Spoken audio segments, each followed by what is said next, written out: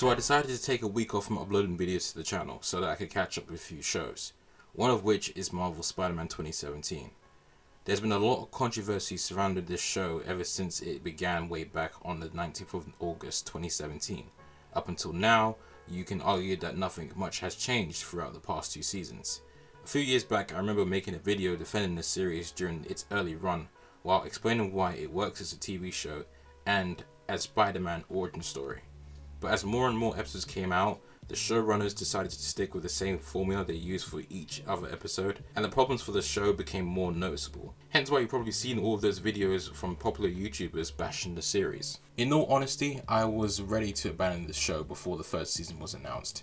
I had zero hope that things would change until they announced that the new story arc to kick off season 3 will be called Maximum Venom. So now I'm gonna have to watch it. Why? Because I'm a huge fan of Venom. Venom is one of the most bizarre and intriguing anti-heroes I have ever discovered in a fictional story. And best of all, he's one of Spider-Man's arch nemesis. So if this show is willing to use one of its most popular characters again and make an entire 3-episode story arc, then I have to see where this goes. So I binge watched all 3 episodes, and the main question that was on my mind was, is this show finally getting back on track? Is this Maximum Venom storyline exactly what this show needed? So I've taken it upon myself to go through all 3 episodes and pick out the best and worst moments, then concludes if this really is the step in the right direction. Episode 1 starts off like how any other episode would in this show. Spidey is honing his skills at Horizon Labs and testing out the genius equipment created by his students, and this is the first settings that really just rubs me the wrong way. Spider-Man, the hero of New York, is spending his free time in this school, which no one finds suspicious. Peter Parker is nowhere to be found, and his friends, Anya and Gwen, still don't know Spider-Man's true identity. Judging from their interaction alone, they still refer to Spider-Man as Spidey or Spider-Man. They don't call him Peter, which makes me think, but we've had a previous season where you guys were fighting together like a team, and yet you guys still don't know who Spider-Man is, apart from Miles. I may or may not be getting this right, because I vaguely remember what happens in season 2, but I just feel like it's a bit odd from their interaction alone. I like how this show still has some sense of maturity and responsibility for some of their characters, like Max Modell. We see that he's really torn between making his new symbiote public without putting others in danger, and Peter's there to remind him of that. With the addition of the new symbiote and its new features, it's pretty cool and a fan service thing to add to Spidey's arsenal. It does give him the advantage when it comes to fighting, but I doubt it's gonna last long, since any symbiote Spider-Man comes into contact with, it's never gonna end well. One of Spider-Man's redeeming features is that when he's fighting, he makes quips and tries to be funny. Sometimes in the show it lands, and the majority of times it just leaves a bad taste in the mouth. Like when he saves people on the train and he says, "Out y'all." Out y'all! Howdy, y'all. Like, that's just fucking cringe. Now back onto the good stuff. Max actually tries to convince Peter to reveal his identity if all goes well with the symbiote testing. And for once in the lifetime of this show, we actually get another real human moment with Peter explaining why he can't do that. And I absolutely love it. Just another reason why Peter Parker as a character is so relatable. The conflict makes sense. Venom's brethren want revenge for Venom's demise in the previous episode or the previous season, can't remember. And it feels different. It's not just an average episode where a robot wants to destroy the city and it's up to Spidey and friends to use science to save the day. It's a consequence that's come back to bite Spider-Man in the arse, and I think it's great. Throughout this entire episode, Max had some pretty significant character growth. We get an understanding of his motivation and how he feels, and we see that he's confident but also aware of the dangers that come with the new symbiote, also acknowledging the risks of doing it in secret and ultimately paying the price for it. He almost loses his job and he's under investigation. Everything he owns is now under the observation of Dr. Connors, and I really like that. Overall, the episode is decently structured and gives us an insight on responsibility and owning up to your actions. So episode 2 starts off with a scene with Spidey and Miles chasing after a bus that got hijacked by a bunch of bank robbers. Now don't get me wrong, I like the idea of Spidey and Miles teaming up and swinging around a city fighting crime on paper, but seeing it executed time and time again in the show just feels a little bit stale now, and I've sort of grown to dislike it. Obviously, I have no problems with the Miles Morales character. Where my problem does lie, however, is with Spider-Man himself and how he's been represented on the show. What I'm getting at is I've kind of grown to dislike the fact that there is more than one Spider-Man, or Spider-People.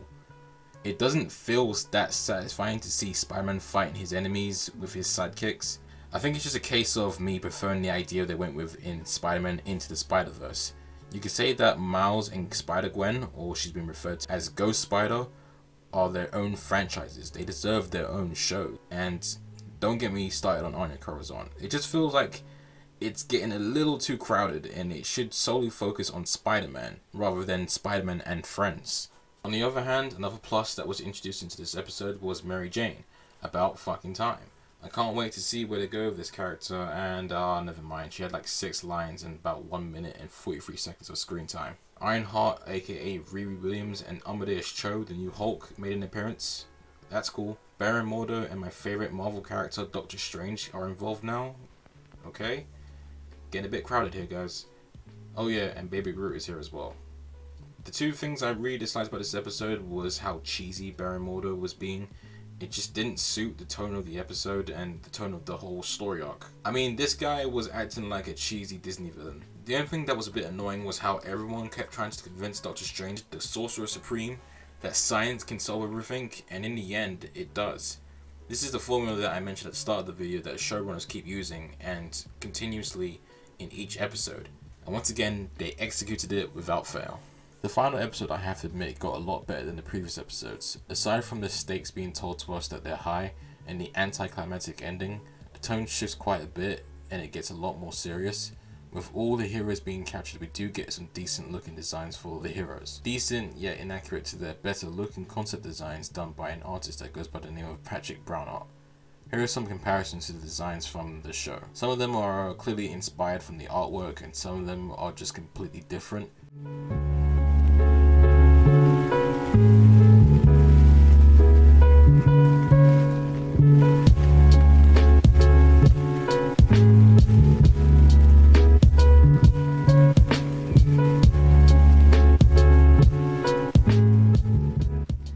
One thing I found kind of odd that they did in the show was that they showed all the heroes in New York that have been contacted by the Avengers to warn them about the Venom outbreak. And the members that were shown were Prowler, Winter Soldier, and Medusa. And I just thought that was pretty bizarre. It kind of seems like they picked like a bunch of names out of a hat.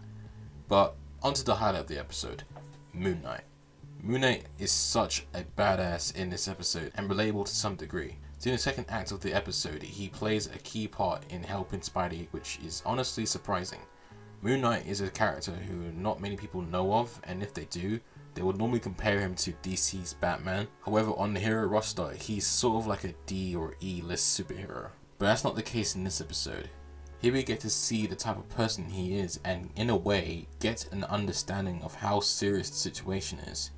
There are some really intense moments between Spidey and Moon Knight as they discuss how to handle the outbreak. Mark Spector, aka Moon Knight, gives us more of an insight on the meaning of fear and failure and losing loved ones. Obviously, because this is a kids show, we don't get to explore this too much because, as you know, in the end, all is well and the heroes save the day. But I really love the intense scenes between Spidey and Moon Knight, and this show definitely needs more of that to grab the audience's attention, in my opinion. So now finally, this leads me to my conclusion, and that is a big, solid maybe. Maybe Maximum Venom is what this show needed. Maybe it is, maybe it's not. But I have to commend them for trying something new and unique, and it would just be wrong of me not to mention it. I still believe that the show has a long way to go to get Spider-Man 2017 onto the level of other superior Spider-Man shows like Spectacular Spider-Man. But I honestly believe that if they take some elements from the storyline and apply them to their future episodes, I believe it can get there, and I believe it can get better. Thank you so much for watching, guys. It really means a lot. Don't know if you could tell, but my mic was a bit iffy today, so yeah, I need to fix it, but I just had to work with it because I wanted to get a video out as soon as possible. But let me know what you guys think about the series. Do you have faith in it? Do you still think it's gonna get better? Have you never watched it? Or if you have, what do you not like about it? Let me know in the comments below. And don't forget to subscribe. Thanks so much for watching, and I'll see you next time.